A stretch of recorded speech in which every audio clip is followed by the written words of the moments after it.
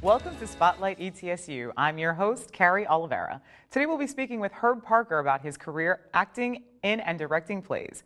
Herb is an associate professor in the Department of Communication and has been acting in theaters across the country for more than 25 years before joining the ETSU faculty. He's directed numerous shows at the university, including Little Shop of Horrors, for which he won the Meritorious Service Award for Excellence in Directing from the Kennedy Center American College Theater Festival. Thank you for joining us, Herb. It's my pleasure to be here. So excited to have you. Thank you. You're my colleague in the Department of Communication. Yes. And you work in an entirely different building from me, and you do things that are entirely different from me. And yes. so there's a certain mystery around you that I find fascinating. So I'm so excited to be able to talk to you today thank you. about what it is you do. So I want to talk to you about how it is that you came to ETSU, and you're an actor, but now you teach. And so how did that happen? Well, I had a long career. I was blessed with a long career as an actor.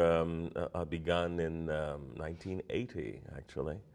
I made my way to New York City in the late 80s, the early 80s rather, and was there for some 17 years, acting in regional theater across the country. Are you like 100 years old? I feel so. You don't that way seem sometimes. it at all. Well, thank you. Bless your heart.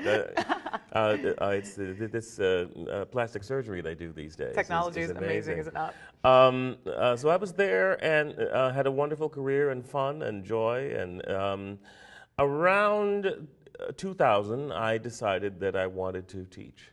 I wanted to, in a way, I guess, give back to a business that had been good to me. Right.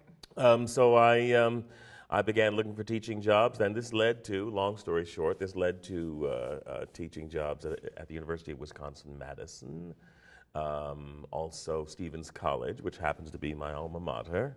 Where is that? That's in Columbia, Missouri. Columbia, Missouri. Columbia Stevens College. So is that where you're from originally? Oh, no, I'm from Tennessee. You're from Tennessee? Yes, yes. And you've migrated to Wisconsin and New York and Missouri, all over. And when I lived in New York, I would travel to wherever the show was. The show would be cast in New York and then would play at a regional theater across the country. Right. So, as a matter of fact, many years ago, 1988, I did a show at the Clarence Brown Theater on the campus of UT. Oh! Where my brother had gone to school. So it's sort of like I went to New York to come back to Tennessee. And then later on, I did make my way back to Tennessee after teaching at Stevens. Right. And I picked up the acting thing a bit more in the Nashville theater scene, acting at Tennessee Rep and Nashville Shakespeare Festival, Nashville Children's Theater. And in '05, I saw an ad for a teaching position of lecturer.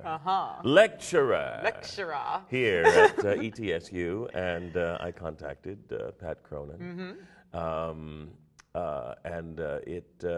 glad to say, worked out. Clearly. And then I came here in the fall of '05. Once again, thanks to everybody who helped me out. I was promoted to assistant professor in the fall of '06. And I'm very pleased to say just recently, this fall, promoted to associate professor. Congratulations on that. So that's my stint here and my present time here at ETSU. And so you teach and you act, and which do you like better? Well, they both have wonderful things to recommend them. I suppose in a way, I'm helped with the teaching because I can inject at least a little bit of the kinds of energies that I always found necessary to act in the classroom. Yes. You always have to, you know this, you always have to be on. It's a you're performance. always, the class starts, you're always on. Yes. If not with, I learned fairly early that I really mustn't try to keep up the illusion that I know everything. No. So I'm very quick to say, oh, I don't know. I don't know. But even so, even in saying that, energy. If only to keep the kids, help the kids. I'll be more attentive. Yes, no, that's true. So both have really great things to recommend them. To be brutally honest, I I suppose if I had to pick, it might be that I would pick teaching because I'm rather tired of learning all those lines after all these years. I imagine that's a task. I was in one play in high school, and I mean, I did competitive speaking, like humorous interpretation, so I'm not unaccustomed to memorizing things, but I'm talking about like 5 or 7 minute pieces. We have to memorize lines for like a 2-hour show. I don't even know how you store the information in your mind. There are tricks to this. Well, I would venture to guess. no, there isn't. No, there are no tricks for this. Where's my camera? There is. I just want to tell people there is no trick. There's no trick to learning lines. It's about the same way you would remember your multiplication tables. Yes, exactly. Oh my word. So that's what folks sometimes don't realize. No, it's some sort of mystery. It's just work it's unto just hard itself. work. So as in your capacity as faculty at ETSU, you do a lot of directing as well as acting, yes? Yes, I direct a play each year. Now, of course, in acting class, there's a fairly good measure of sort of directing anyway, because you're taking the kids through scene work and working on plays for study. Right. But I do direct a full production in our theater season every year. Tell us about some of the plays you have directed since you've been here. Well, some of my favorites have been the first musical I did here, which was Little Shop of Horrors. I think we have pictures of that. Somewhere. Little Shop of Horrors, which I did. I think that was in the spring of '08. That sounds about right. I directed. I'm blanking here now. There it is. There's Little Shop of Horrors, awesome. One of my favorite shows all time. I actually also acted in the show. It calls for a voice for that plant. And if there is one thing you have, sir, it is a voice. Oh, thank you, thank you, bless you. So I played I was able to direct the show and play the voice of the plant. The plant has a name, does he not? Audrey 2. Seymour names the plant after the girl he idolizes. Audrey 2.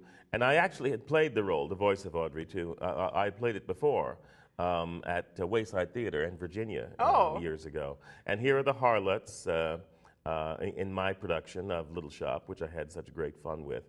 To the left there is Jordan Mullins, and I mention her now because she is playing Portia for me in the play I'm directing at this moment, an adaptation, a new adaptation of Julius Caesar titled Caesar 2012. So we'll be seeing Jordan Mullins on the stage again here. Excellent. So Little Shop of Horrors, of course, is a musical, which is, I imagine directing that is a different thing than... It's a different thing. Now, you're seeing me there with Matthew Paisler. That's a play we did here a few years ago as a co-production with an equity theater where I'd worked in Vermont, Old Castle Theater Company. Oh, and what play was this? This play is My Children, My Africa by Athol Fugard, a very powerful South African playwright and play. This is me acting with Pat Cronin. I think this is the fall of '09 in Inherit the Wind.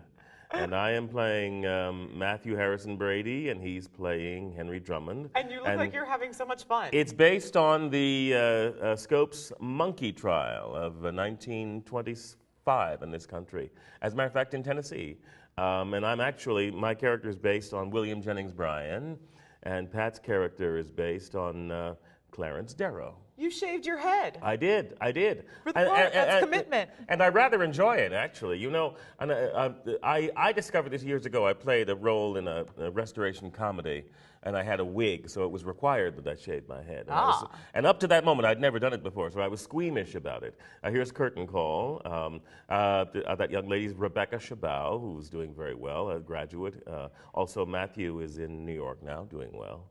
Working. So these are graduates of the theater program who are like graduates off and of the working. theater program who are out there doing it. Oh, that is outstanding. They're getting a good education, it seems. Yes, yes. Then I've directed Hamlet here, which I'm very, very proud of. I saw Hamlet. It was at the VA Theater. That's right. And it was amazing. I enjoyed that play so much. Thank The you. acting was astounding. Thank you.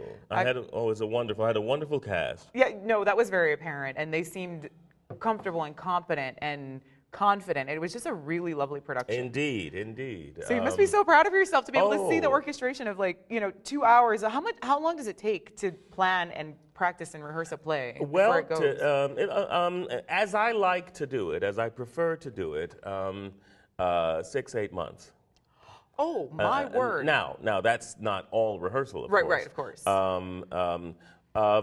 For instance, I knew that I was going to do Hamlet in April of '08. And the play didn't play until the spring of '09. Like a year. Yes, because we're planning the school season for the coming year. Yes. So plays came before me, but I learned that early, and I liked it. I preferred it because I was able to study the script, view other productions. Right. Just think about what I think about the play, what I believe the play is trying to say. I discovered that I really, really like having that much time because then when we get into rehearsal, I planned a great deal. I planned it to such an extent that so much of it is in place. Yes. That frees me to go on an impulse. There were several wonderful moments, I'll tell this real quick, several wonderful moments that came to me in the rehearsal process for Hamlet, in technical rehearsal, that I had never planned for, hadn't thought about before rehearsals began. Right. And I loved being able to go with that impulse and have that freedom. Very quick example, we're in technical rehearsals, costumes, lights, all that, getting ready for the opening days away. And I suddenly, it's the scene where Laertes is told by Queen Gertrude that his sister has committed suicide. Yes. And she brings out a bucket of water. Yes. Which contains a bouquet, a wedding bouquet that Ophelia had caught at the beginning of the play, because Gertrude had just married Claudius.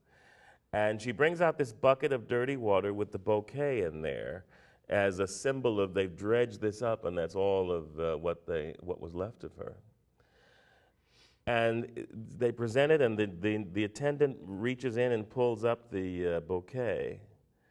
And Laertes gets it in his hands, and I thought, this guy's distraught. Wonder if he'd want to end his life. Right. And so I had this idea of him putting his head in that bucket of water, drowning himself, like his sister had drowned. And so and the actor marvelous, Samuel Floyd, doing well, also a graduate of ours, dunked his head in that water and tried to drown himself. And everybody else rushed, of course, to pull him out. And one night, I guess, a lot of water spilled and all that, and the water flew up in the air. And it was a great dramatic moment. Yes. Unplanned. Completely. When I began rehearsal. Kind of like life, though. Yes. Right, our most passionate moments come when we're being spontaneous. Absolutely. And I like to think that having had that much preparation beforehand freed me and made me available to go on that impulse. Well, when you have your parameters established, you know exactly, like, here's the box I'm working in. Yes, exactly. Whatever happens inside the box. And so I've directed, since then I've directed As You Like It, Outdoors, a marvelous free outdoor production that we did. And I directed a production of Midsummer Night's Dream last Cat on a Hot Tin 2 seasons ago, and last fall, a year ago, directed Cat on a Hot Tin Roof, which I was very, very, for Tennessee Williams Centennial. That's by the way, and I didn't know that when I. So it was just a coincidence. It was a coincidence that we picked it, but it was that was one of my favorite shows. And right now, yes, for this season, what is going on in the theater? Where's my camera? For this season, I am working on. We've begun rehearsal this week for a new production of William Shakespeare's play Julius Caesar, which I have adapted and retitled Caesar 2012. How does an adaptation work exactly? I study the script and study, and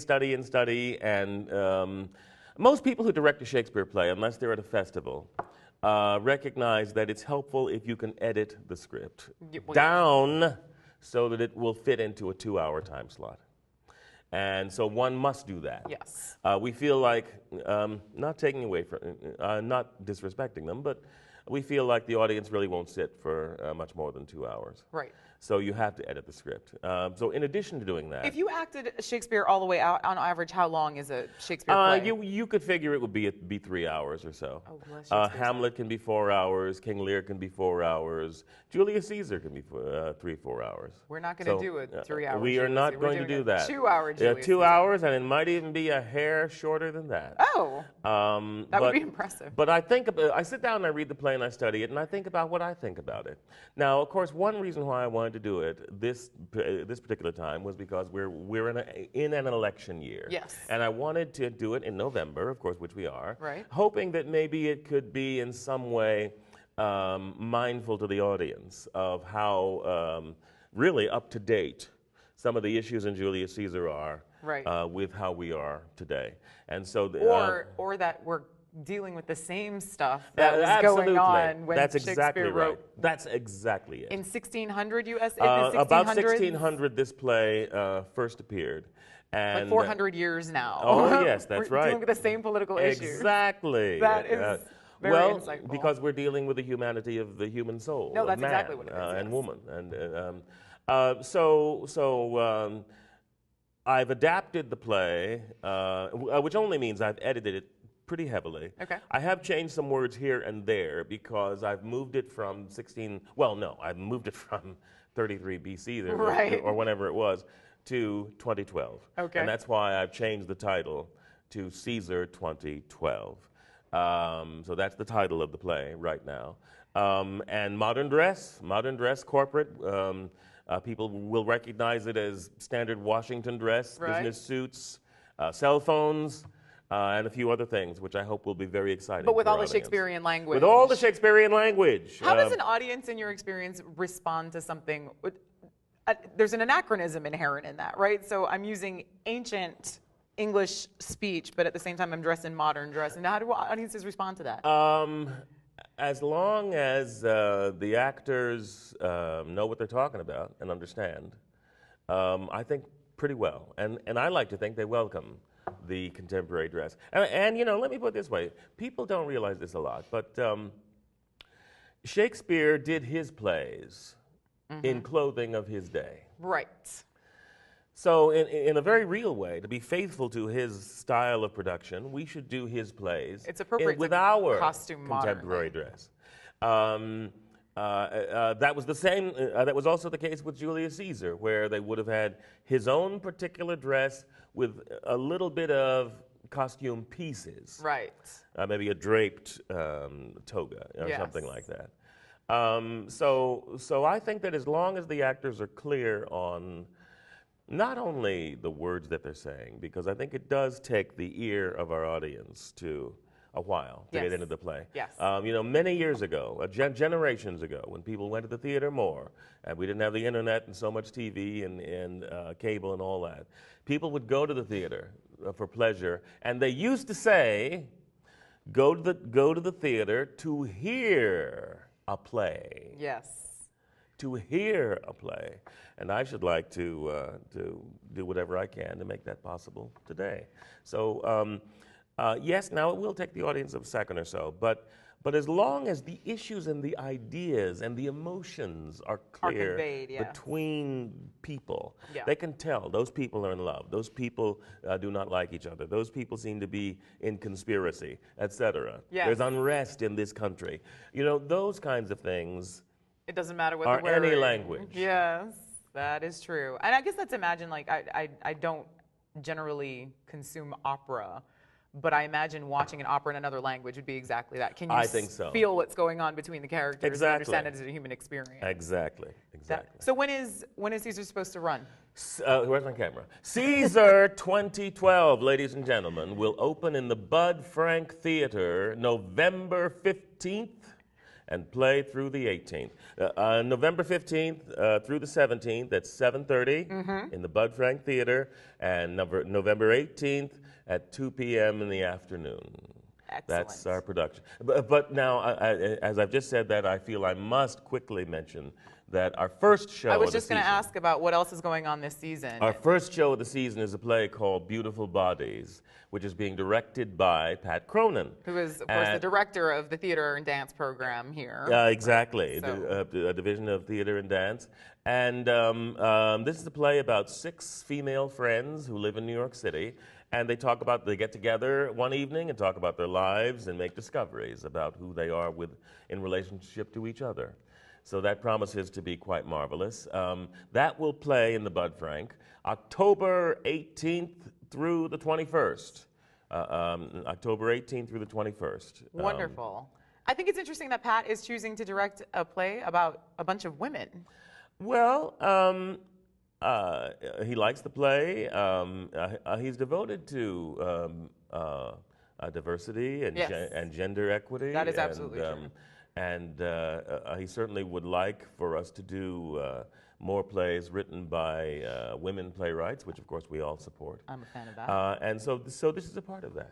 Oh, I'm excited. So, Beautiful Bodies, October 18th through the 21st, and of course my production of Caesar 2012, November 15th through the 18th. So that's very excellent. I'm so excited about, and so that's just the first part of the theater season. Do you have any ideas to what will be coming in the spring semester? I know we do a dance concert. So early in the spring, Bobby Funk, my colleague, our colleague in the Division of Theater and Dance, will direct Noel Coward's play, Blithe Spirit.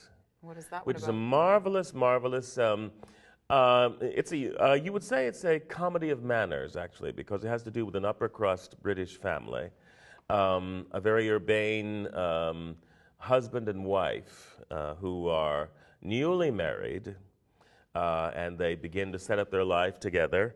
And the husband is suddenly being haunted by the ghost of his recently deceased wife. That is awkward. And so the former wife, the dead wife, comes back and gets into all kinds of scrapes with the husband and causes all kinds of difficulty because she's, of course, she's jealous of the new wife. Does the new wife realize that the dead wife has come back? Wait, don't spoil it for us. All right. Well, they go through a various amount of issues. Distress and awkwardness, Yeah. I would imagine. That sounds. That's Blithe Spirit. Bobby Blithe Funk Spirit. will direct that. And that'll be in the Bud spring. Frank Theater in the spring, early in February. Excellent. That's so exciting. Okay, so that's what you're doing in terms of acting and directing and whatever else, but you Yes. teach. Yeah, yes, indeed. And so I know that you teach classes related to voice and diction. I teach voice and diction, yes. Also acting 1, I'm teaching right now. In the spring, I will teach acting 2. And of course, I teach Introduction to Theater, the instructional television section of So a little bit of Introduction TV to acting Theater. for you while you teach. Yes, I get a chance to wear a mic and Right. to find all my cameras, and it's quite marvelous because it's broadcast to 2 different classrooms here on campus, and also broadcast to a classroom in Kingsport, and now within the past 3 years or so, streamed online. Oh! Live. So many people can partake of your Exactly. your Yes, wisdom in yes. class. This is the Intro to Theater class. Intro to Theater. Okay, so I have a question for you. Yeah. If a person is not interested and they have no aspirations to act or whatever else, what benefit might there be in taking a theater class? I would say self-awareness. That's probably pretty important. Assertiveness, greater openness to others, because they will have gained, this is all best case scenario, Sure. a greater openness to others because they will have gained a greater trust and respect for themselves. How does a theater class help that happen? Because of so many exercises that we employ to help people ask questions About life? about life, About the human life beings, they've led, yes. about the life they might lead, about the life that someone else has led. All of those questions, which unfortunately, it's all too easy to just pass aside and not go to there. go through your life and not really experience what it is to connect to another human being. Or choose not to. Or, yes. Worse. An acting class, you know, there are many things that can benefit someone who studies. Can anybody take acting one, or do I have to be a theater major to do that? You do not. As a matter of fact, we have many students who take acting one, many who had little skirmishes with it in high school, say, and were forever curious, but never had the interest or, well, maybe the, you know, I don't want to say courage, but a little bit, just didn't feel like they could do it, quote unquote, for real. Yeah. So they went into nursing, or they went into pharmacy, or they went into English, or whatever it is. Something more practical, perhaps. Something more practical, something to fall back on. Right. The dreaded fall back on. But in acting one class, they have a chance to sort of exercise those muscles, or see if they have those muscles, and we welcome them. We welcome. Where's my camera? We welcome all students to our classes.